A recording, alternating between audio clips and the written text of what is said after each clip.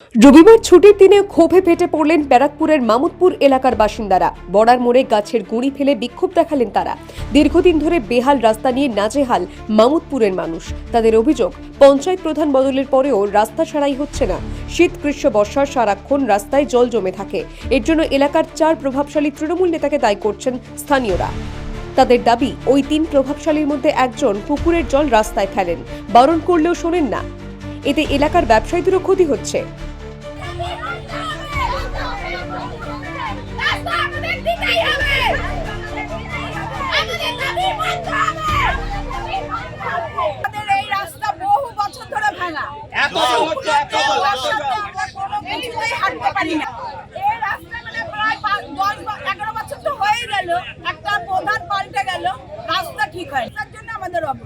আমাদের ছেলে মেয়েরা বেরোতে পারে না, আমরা বেরোতে পারি না, কোমর অব্দি জল।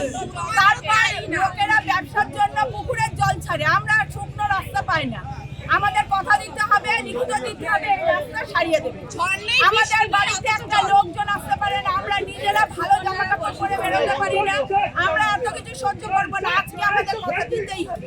যে সাধারণ জনসাধারণের যে রাস্তাটা, সেই রাস্তাটা আজ বিগত কয়েক বছর ধরে নষ্ট, মানে খারাপ। এই রাস্তায় না কোনো মানুষ হাঁটা চলা করতে পারে, সুস্থ মানুষ পারে না, সেখানে অসুস্থ মানুষের কথা তো অনেক দূর। এবং আমাদের বাড়ি থেকে জাস্ট কয়েকটা বাড়ি পরেই একজনের ব্যবসার জন্য তাদের পুকুর আছে, সেই পুকুর থেকে অনর্গল জল ছাড়া হয়। না বৃষ্টি না বর্ষা, অযথা দেখি রাস্তায় জল জমে রয়েছে। ঘুম থেকে উঠে দেখছি রাস্তায় জল, কিন্তু আগের দিন রাত্রিরে কোনো বৃষ্টি নেই, কোনো কিচ্ছু নেই, অথচ দেখছি জল।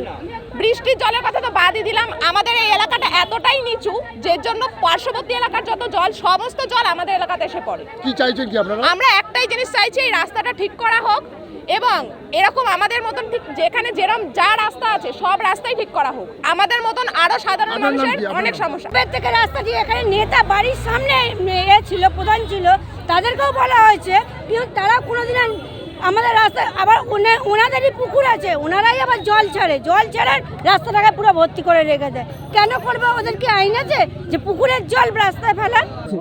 এই রাস্তাটা দীর্ঘদিন ধরে অসুবিধায় পড়ে আছে।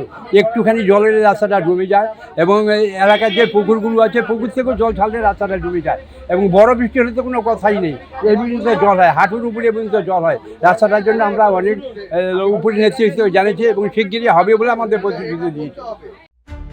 ধৈর্যের বাঁধ ভেঙে গেলে তাই এলাকার মানুষ অবরোধের পথ বেছে নেন। প্রায় 1 ঘন্টা ধরে চলে অবরোধ। বিক্ষোভের খবর পেয়ে ঘটনাস্থলে ছুটে যায় শিবদাস থানার পুলিশ। পঞ্চায়েতের প্রতিনিধিরা পৌঁছে রাস্তা তৈরির আশ্বাস দিলে অবরোধ তুলে নেন এলাকার মানুষ। ব্যারাকপুর থেকে প্রতীতি ঘোষের রিপোর্ট, দ্য ওয়াল।